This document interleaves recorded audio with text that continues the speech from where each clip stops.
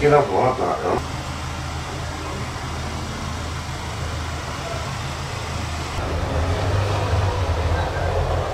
Oh, bir şey sarayla demek değil mi?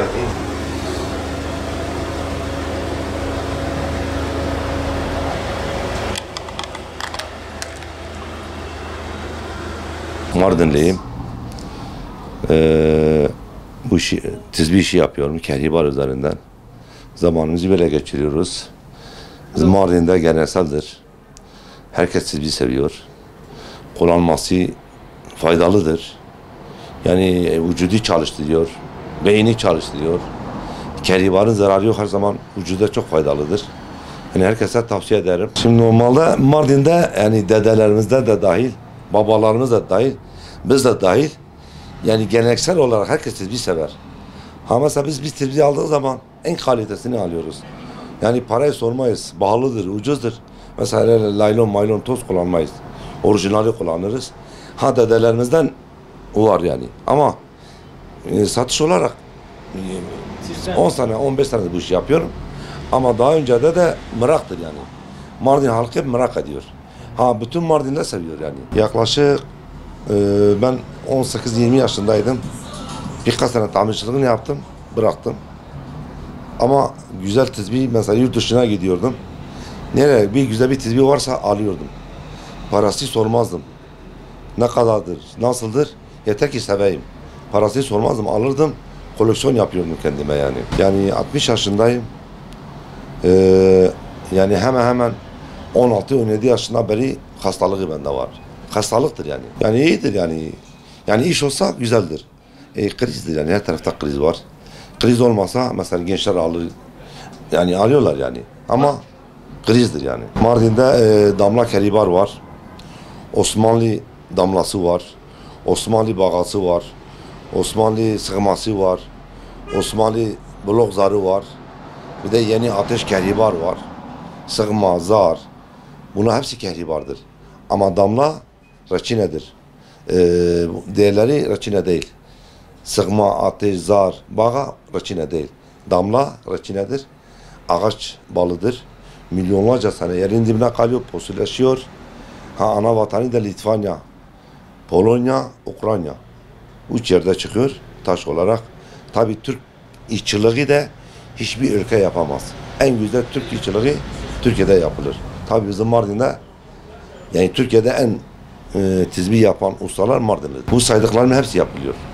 İşçilik olarak yalnız. Bunlar işte Avrupa'dan geliyor. Ateş, zar, sıkma, bağa Almanya, ana vatanı Almanya'dır. Damla kehribar, posulu şöyle dediğimiz şöyle, şu damla kehribardır. Bunlar Litvanya, Polonya, Ukrayna'dan geliyor. Bu çam balıdır. Normal kalın malı değil, bal. Reçinedir bu. Milyonlarca sene yerin dibine kalıyor, taşlaşıyor. Böyle çıkıyor işte. Ama ustalık bize ait, Mardin'e ait. Vallahi memnunuz çok şükür. Yani şu şey kiralar çok pahalıdır. Yani masraflar çok pahalıdır. Çıkmıyor yani. Ortam bellidir, maaşlar ortadadır.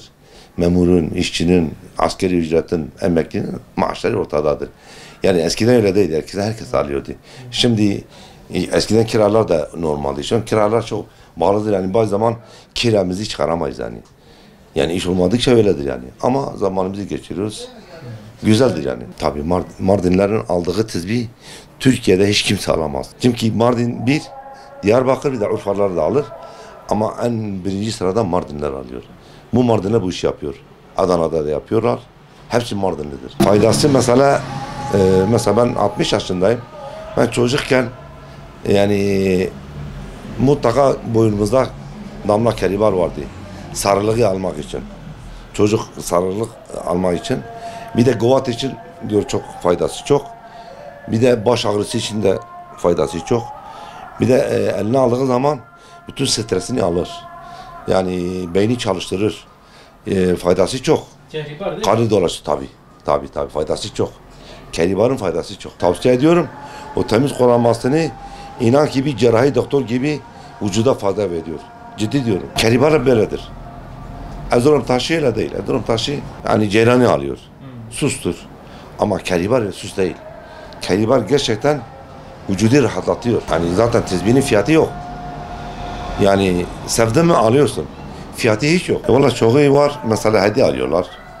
Gör falan kısa hediye götüren bir tiz bir alır. Yani koleksiyoncu zaten bazı var koleksiyon yapıyor kendine onlar kendi paranla alıyor. Bazıları var da beleşçidir. Beleşte koleksiyon yapıyorlar. Turistlerin ilgisi çekiyor. Turistler ancak laylon maylon öyle 20 liralık 10 liralık öyle bir şeyler istiyor. Öyle bir şey de zaten sus yani. Anlamıyorlar. Çoğu anlamıyor ama anlayan da çok. Mesela Arap ülkeleri anlıyorlar. Var. Sana dedim dedelerinizden beri var. Mesela dedem hacca gitmiş. 5 tane Osmanlı sığması getirmiş. Suudi Arabistan'da. O zaman. Her bir oğluna birer tane vermiş. Mesela o dedemin tezbihi şu an 200-250 lira, 250 bin lira, 300 bin lira yakındır. O adetti yani ya. Tanıdığın bir makam sahibi yani özel bir kişiye bir çam sakızı çoban armağanı hediye ediyorsun yani. Vallahi şu an hayat şartları bilmiyorum yani nasıl gidecek. Kiralar yüzüne bıraksak kiralar yüzüne bırakırız. Normalde yani zamanımız geçiriyor yani. Eskiden çok güzeldi. Eskiden mesela oluyordu. Paranın kıymeti vardı. Herkes alıyordu. Fakir de alıyordu, zengin alıyordu. Hediye birimini alıyorlardı. Herkes seviniyordu yani. Herkes memnun kalıyordu. Şu an ortam böyledir yani. Ortam böyledir yani.